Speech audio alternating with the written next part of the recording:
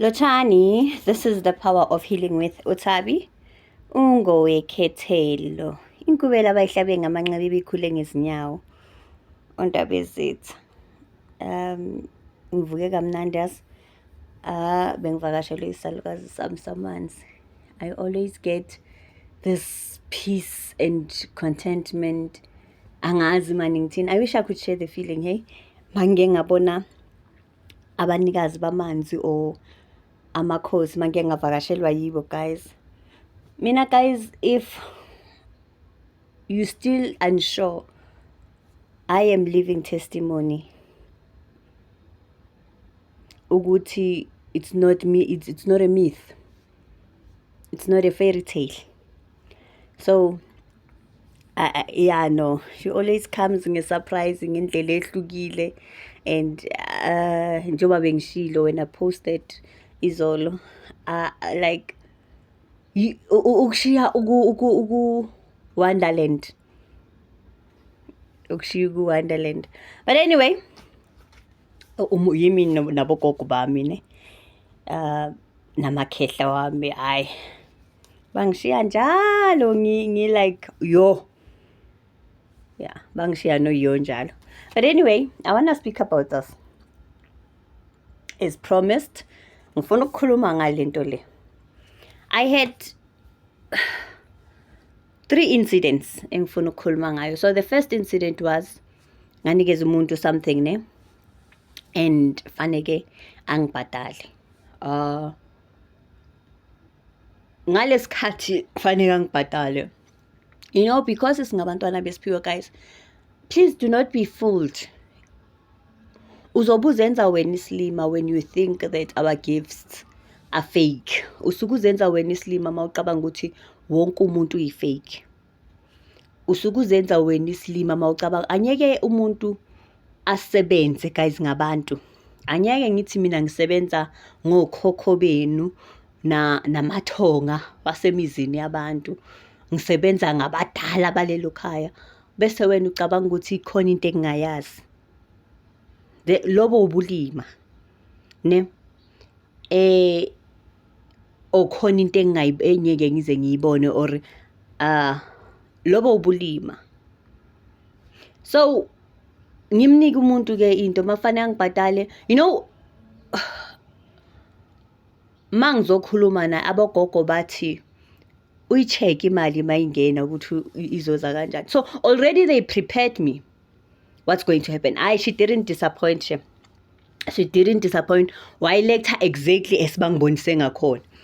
Guys, and I was like, so ucabanga ukuthi ngizo yena utshela ukuthi uvala ukuthi ngingasebenzi imali yakhe mina. Because that means guys ninemicabango yobuthakathi and yet ni blame abantu ngobuthakathi. So iyabuya imali. Guys, imali mayikhathiwe these 2 corners phezulu.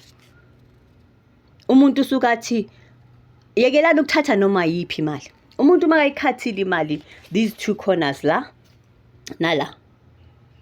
Angisho imali edabukile, ngisho imali ekhathiwe because iyakhathwa imali. Bantu abasile bayikhatha imali. Ushukuthi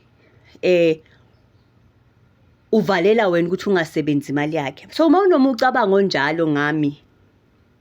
Mawunomcabango njalo ngami. What makes you? Uyabona?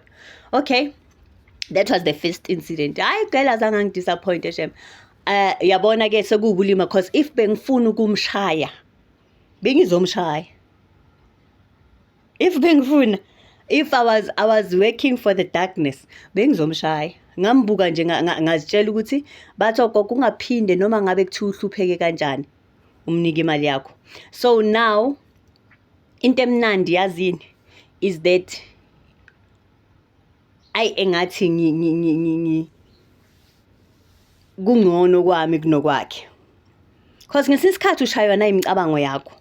Fine. Then ngiyahamba ngiyakomunye ubhuti la sithenga khona amagwinya, but yena ngamthanda shem. Ngamthandela ukungilalela. Ngithenge umntana mathenge amnika change. How mayifika le mali ifika ikhathwe wonke amakhona. If bengumuntu omubi bengizoyithulela ngendawo akusezami. but I felt ukuthi ngiyathunywa kuye, uyabona, ukuthi ngimsize, ngihambe ngimlande ngithi why uvuma abantu bakunika imali ekhathiwe because bavala ibhizinisi yakho. Athi ke miyazi gogo, lento ngike ngayibona, kukhona umuntu obhizi angilethela le mali, kukhona umuntu obhizi, abantu baletha le mali njalo ikhathiwe njalo. Niyabona ukuthi izinto enizenzayo guys, hayi ukuthi abantu abazazi izinto. Athi bengilibe ngizibuza ukuthi hayibo, ngithi kuye stopa kukuyithatha. Uyayibona seyize yafika kimi ngayithatha ngayidabula ngayilahla. Guys, imicabango yenu yiyo ezonihluphekisa. Ngoba wenzela abanye abantu and yet at the same time it's not like abantu abazazi izinto. So kunomehluko uma ikhathiwe guys, kunomehluko uma ikhathiwe imali. Ungathathi imali ekhathiwe.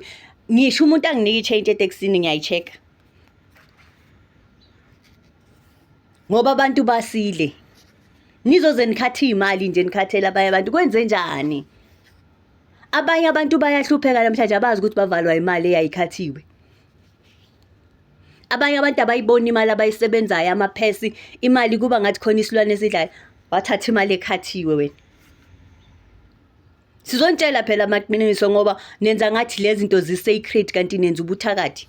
Phela ubuthakathi abuqali ngemithi, buqala ngenhliziyo.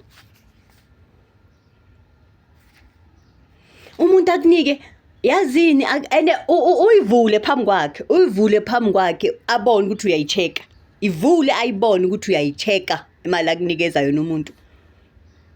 Sekungamane kuthiwa siyazidlinza kodwa abantu basile. Yazi ukuthi into engicika kakhulu is that umuntu awumenzanga lutho.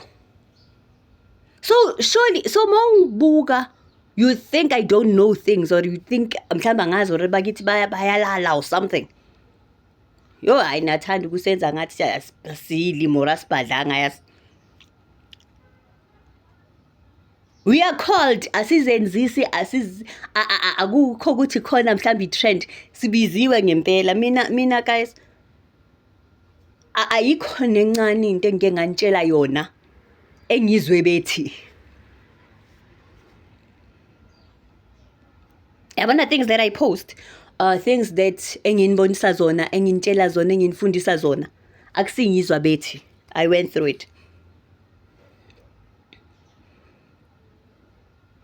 Or ngibonisiwe or idlulisiwe or ngisho ngikutshela izinto ayikho nencane engizenzela yona ukuthi eyisengizothina So yekelani ngikuthatha imali, check imali kwanale ama coins guys, khona lapha iya-scratchwa. I-check imali, ungavumi imali noma kiphi uyothatha amabhadi wabantu nezinto abazenze ezi-weapons that are not formed against you, uyowaletha endlini yakho. Checkani imali, ningathi imali ziyanyamalala emaphesini kanti nithatha imali ezi-wrong. Checkani imali. Ngiyabonga.